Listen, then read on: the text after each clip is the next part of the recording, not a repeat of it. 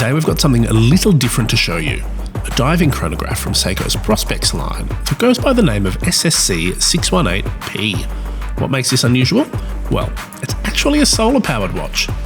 And we'll get to why that's cool in just a second. Before that, let's run through the specs.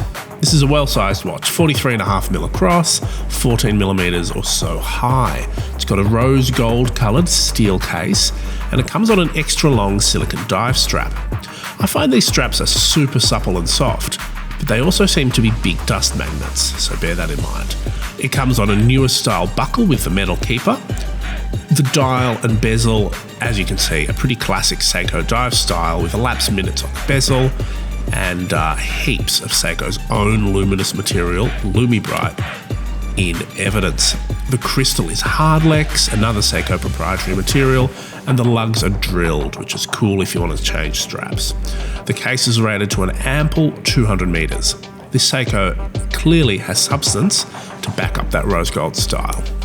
Back to the solar powered bit. As you might guess from the solar on the dial, the V175 movement in this watch is a solar-powered quartz movement.